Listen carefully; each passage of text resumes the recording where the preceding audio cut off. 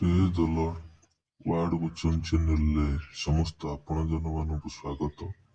ଚ୍ୟାନେଲଟିକୁ subscribe କରନ୍ତୁ, video ଗୁଡ଼ିକରେ like ଦିଅନ୍ତୁ, ଭିଡ଼ିଓ ଗୁଡ଼ିକରେ କମେଣ୍ଟ କରନ୍ତୁ ଏବଂ ଭିଡ଼ିଓ ଗୁଡ଼ିକ ବହୁ ମାତ୍ରାରେ ସେୟାର କରନ୍ତୁ।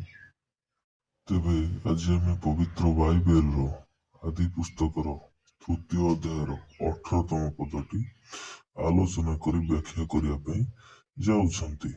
ତେବେ ସୂଚନା ଅଛି, ଆଦି ପୁସ୍ତକ ଅଧ୍ୟାୟ 3 ପଦ ନମ୍ବର 18, ତହିଁରେ କଣ୍ଟା ଓ ଗୋଖରା ଗଛ ଜାତ ହେବ, ପୁଣି ତୁମ୍ଭେ କ୍ଷେତ୍ରର ଶାକ ଭୋଜନ କରିବ।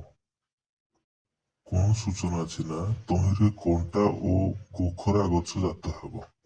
କଣ୍ଟା ଜାତୀୟ ଗଛ ଏବଂ ଗୋଖରା କହିଲେ ଯେଉଁଗୁଡ଼ିକ ଅନାବନା ଗଛ ଗୁଡ଼ିକ ଜାତ ହେବ, ଯେଉଁଗୁଡ଼ିକ ଚାଷ କରିବା ପାଇଁ ଉପଯୋଗୀ କରିଦେବ ନାହିଁ ମାଟିକୁ, ବା ସେଗୁଡ଼ିକ ସଫା କଲା ପରେ ଯାଇ ମଣିଷ ଚାଷ କରିପାରିବ, ସେମିତି ଗଛ ମାନ ସବୁ ଉତ୍ପନ୍ନ ହେବ।